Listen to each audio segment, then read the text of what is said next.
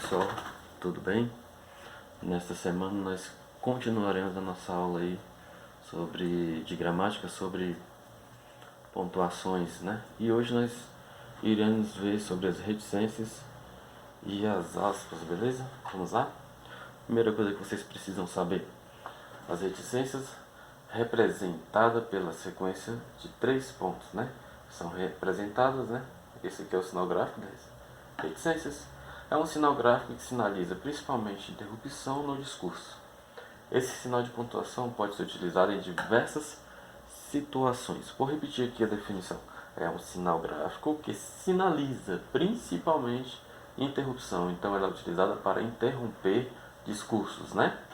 Esse sinal de pontuação pode ser utilizado em diversas situações. Então, está dizendo que a reticência é utilizada para interromper discursos, só que existem várias situações de discursos, né, em que vai ser utilizado as aspas. E eu coloquei 4 situações aqui. Primeira situação: reticências na interrupção de ideias. Numa narração, um dos casos em que as reticências podem ser usadas acontece quando um personagem começa a falar sobre uma ideia e aí interrompe. Por exemplo, quanto às tarefas, aí ele já interrompeu o discurso dele. Fico cansado só de pensar em tudo o que preciso fazer. Interrompeu novamente. Talvez, né? Interrompeu novamente. Amanhã me organizo mais. Esta é a primeira situação em que ocorrem as reticências. Segunda situação: reticências nas indecisões. As reticências são muito boas para mostrar a hesitação dos falantes de um discurso, a dúvida em tomar uma decisão ou mesmo a timidez. Exemplo: não sei se devo aceitar o convite. Quero ir, mas tenho os meus receios. Ou seja, as reticências também utilizadas em discursos com indecisão. Como exemplo, não sei se devo aceitar o convite, né? Então, nas indecisões. A terceira situação de reticências é a seguinte: na interrupção de discurso, em trechos de citações, ou seja, quando não se apresenta a frase completa do autor, podemos usar as reticências entre parênteses ou entre colchetes. Olha o exemplo, né? Nós temos as reticências: a expansão do território que mata os homens, mulheres e crianças, destrói patrimônio da humanidade. Esse aqui é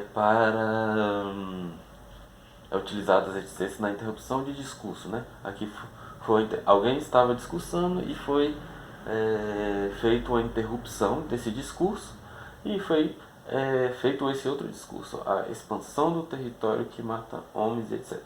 Reticências para realçar discurso. E finalmente, as reticências podem aparecer também como uma forma de destacar algo, uma palavra ou expressão, sendo utilizada antes dela. Aquele olhar encantador. Essa aqui, no caso, é para destacar, para realçar o quê? Uma palavra ou expressão, né? No caso aqui, uma palavra, né? Encantador, né? Aquele olhar faz aquela pausa, né?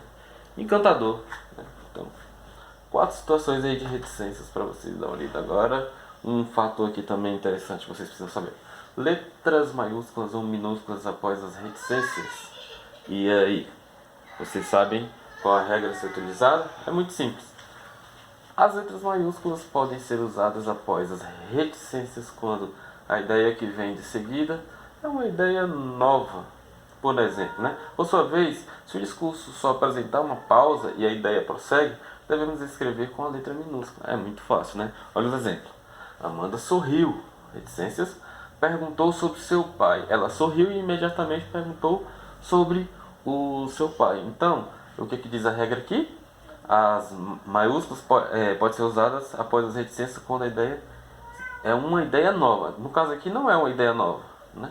Que é uma ideia, ela somente sorriu e continuou, né? Ela sorriu e perguntou pelo pai.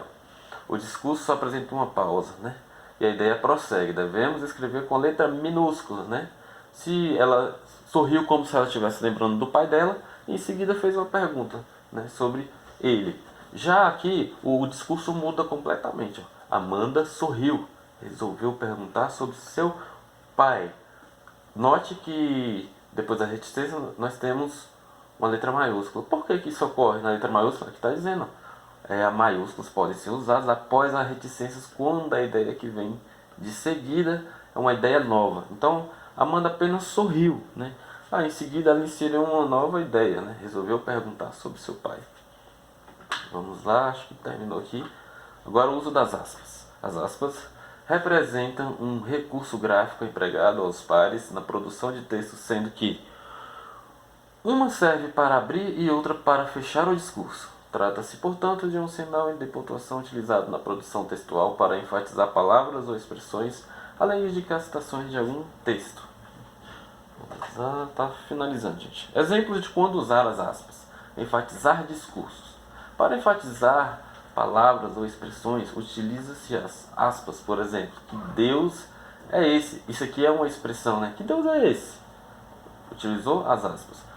Outro caso da utilização das aspas é quando o locutor pretende ironizar algo, por exemplo. Após encontrar o vaso quebrado, minha mãe disse, muito bonito o que você fez. Olha só, ela foi irônica, né? Não foi legal, não foi bonito, mas ela ironizou. Aí você utiliza aspas. Para citações. Empregada para citar algum discurso proferido pelo próprio autor. Utiliza-se as aspas antes e após o discurso. Segundo o presidente da República, iremos combater a crise. E para finalizar, nós temos as duas últimas aqui, gírias. Quando na produção textual são empregadas as expressões populares denominadas de gírias, utiliza-se as aspas. Por exemplo, a Cibele disse que não rolou as vendas de bilheteria. A expressão destacada significa, na linguagem notativa, que não aconteceu, né? Para gírias, né? Então, todas as gírias que tiver dentro do seu texto você precisa colocar entre aspas. Para citar obras, quando queremos citar no texto o nome de uma obra, né, você vai fazer a referência de uma obra dentro de um texto que você está produzindo, que você está desenvolvendo, aqui fala obra, artigo, dissertações, teses, capítulos de livro, filmes, entre outros. Você precisa destacar, né, essa citação, essa obra, não, ou essa referência, com aspas, e em negrito, né, ainda o itálico, na verdade o itálico, né, tem que ser em itálico, né, por exemplo. Vamos ver aqui os exemplos aqui embaixo. Finalizou, é só até aí que vai. Então, vocês entenderam essa última aqui, para citações você vai utilizar, não só citações, né, filmes, livros, capítulos, teses, você vai usar as aspas e tem que ser em itálico, beleza? Para destacar aí a sua citação, beleza? Faça um exercício lá e até a próxima.